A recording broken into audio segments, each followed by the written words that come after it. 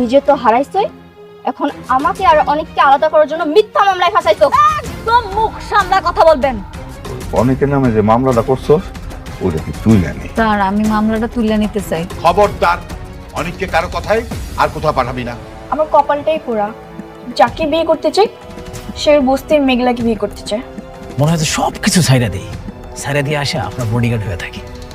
আমার প্রজেক্টের সব শ্রমিক আপনারা নিয়ে গেছেন, আবার তাদেরকে দ্বিগুণ টাকার লোভও দেখিয়েছেন। কেন? এত যন্ত্রণা আমি আর সহ্য করতে পারতেছি না। আপনার বাচ্চার বাবা যদি সত্যি সত্যি আপনার স্বামী হয় তাহলে ডিএনএ রিপোর্ট আলাদা হলো কিভাবে? একটা উপায় আছে। আমি শুনছি যেই সব মামলা থানায় নেয় না ওগুলা নাকি কোর্টে নেয়। আমি আমার সন্তানের অধিকার আদায়ের জন্য কোর্ট পর্যন্ত যাইতে রাজি আছি।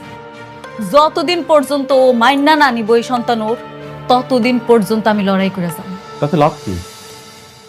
আদালত যখন আপনার স্বামীর ডিএনএ টেস্ট দেখবে তখন তো মামলা ডিসমিস হয়ে যাবে।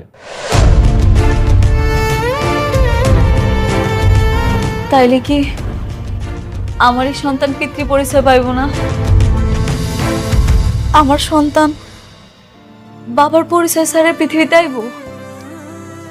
আপনি একটু ভেবে দেখেন, মানে হতে পারে কেউ আপনাকে কিডন্যাপ করে নিয়ে যে অজ্ঞান অবস্থায় কিছু করছে। সি সি সি সি, আপনি এগুলা কি কইতাছেন?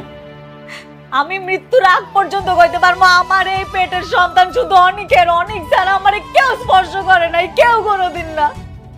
ঠিক আছে, কিন্তু সমাজ সমাজ, এই সমাজেরই তো ভয় পাই আমি, এর জন্যই তো এত কিছু করতেছি। আচ্ছা, আমার সন্তানটা জন্মের পর কি কলঙ্কিত হয়ে জন্মগ্রহণ করব? আমি মানুষের কাছে কি কমু? আমার তো মাঝে মাঝে মরে যাইতে ইচ্ছা করে। আমি কেমনি কি করবো? আপনি একটা উপায় দেন, আপনি একটা উপায় দেন আমাকে। আপনি শান্ত হন, আপনি বরং বাসায় চলে যান, দেখি কোনো উপায় পেলে আপনাকে আমি জানাবো।